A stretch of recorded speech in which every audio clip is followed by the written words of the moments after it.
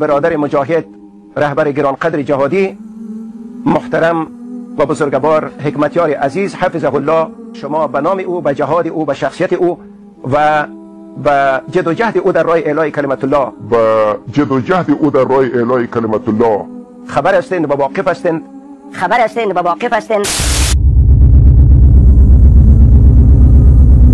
دوستی هایی که انسان کافر میسازه و یا مرتد میسازه و از اسلام انسان بیرون میکنه و زن انسان طلاق میشه تمام اعمال انسان عبث و باطل میشه و انسان مستحق جهنم و دوزخ الله متعال میشه. این اعمال در نص صریح قرآن کریم و در احادیث صحیح رسول الله صلی الله علیه وسلم خیلی دلایل زیادی داره و بیان شده. درود الله بر تو ای اردگان بزرگ، سلام به عظمت تو که به عظمت تو مانند کوههای بلند و بالای افغانستان و ترکیه و امثالش عظیمتر بود. مبارکت باد. درود الله بر تو ای اردگان بزرگ، سلام به عظمت تو که به عظمت تو مانند کوههای بلند و بالای افغانستان و ترکیه و امثالش عظیمتر بود. مبارکت باد. Ey NATO! Neredesin? Bu kadar mücadele veriyoruz. NATO! Türkiye NATO'nun ülkesi değil mi? Neredesin? Afganistan'da çağırdın, geldik. همه و بالاسحار هم یستغفرون، در سرگاهان ما استغفار گفتیم، سجده شکر کردیم، نماز شکر ادا کردیم. الله اکبر به عظمتت یا الله، الله اکبر به کمکت برای اردگان عزیز. Bildiğimiz gibi Türkiye'de bir gay ve eşcinsel vatandaşlarımız var. Bu konuda kişisel olarak ne düşünüyorsunuz? Böyle haklar tanınmalı mı, tanınmamalı mı, yoksa ne yapılmalı? Yani eşcinsellerin de kendi hak ve özgürlükleri çerçevesinde yasal güvence altına alınması şart. Zaman zaman bazı televizyon ekranlarında onların da muhatap oldukları muameleleri insani bulmuyoruz. Allah muvaffaqat bedare. دشمنانت ذلیل باد، سرنگون باد و روسیه باد. الله اکبر به عظمتت یا الله، الله اکبر به کمکت برای اردگان عزیز. الله موفقت بداره، دشمنانت ذلیل باد، سرنگون باد و روسیه باد. Çünkü hayırsız, şartsız egemenlik milliyetçilik.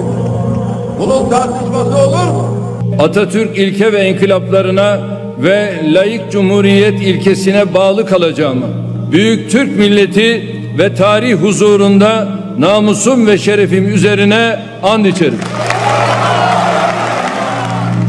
Ben laikliği dinsizlik olarak kabul etmiyorum.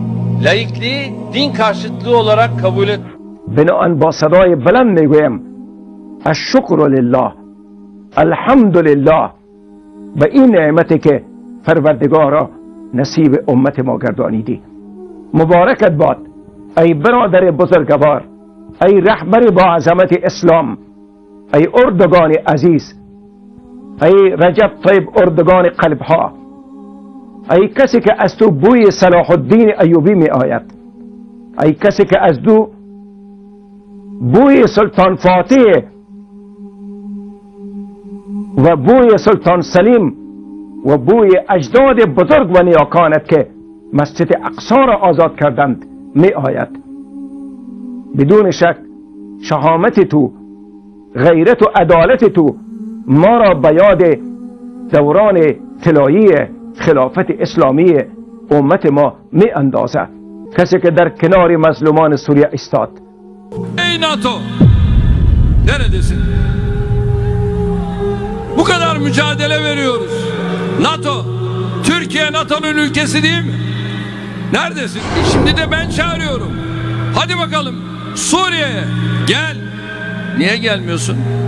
911 kilometre sınırları olan Türkiye şu anda tehdit altında, niye gelmiyorsun? Neden? Sadece kuru kelamlar bizi doyurmuyor. Somali'ye çağırdın geldik. Balkanlara çağırdın geldik. رسول الله صلی الله علیه و سلم در بخاری مسلم میگه در آخر الزمان ائمه المضلین پیدا میشه، امام ها و دانشمندا که شما رو به گمراهی و به کفر و به شرک و به ارتداد دعوت میکنن. مثل ملا باز به منبر دعا میکنه خدای خلافت اسلامی بیار. منظورشون خلافت اسلامی چیست؟ که رجب اردوغان خلیفه مسلمانان میشه، یک دموکرات و یک حامی دموکراسی است و جامعه بین الملل بیعت داره، سازمان ملل به رسمیت شناخته و عضویت سازمان داره و خلیفه مسلمانان میشه. چقدر بیعقلی از منبر کفر کردن، به یک کافر مرتد کمپین کردن، مردم به یک شک و شکوک انداختن، مردم از اصل توحید کتاب الله و سنت دور کردن، به نفع کفار و مشرکین مرتدین تبلیغ میکنن. قانونهای غیر اسلامی رو دین میگن، جایز میگن، خدمت میگن، نعوذ بالله. پس قانونی که حرام و حلال کرد، حلال و حرام کرد چیست؟ یک انسان حرام و حلال میگه، حلال و حرام میگه، مرتد میشه. یا مولوی مسجد باشه یا عوام باشه فرق نمیکنه. حرام و حرام تعیین کردن، حلال و حلال تعیین کردن صفت کیست؟ این صفت الله است. یک کس صفت الله رو بر خود بکنه طاغوت میشه نمیشه؟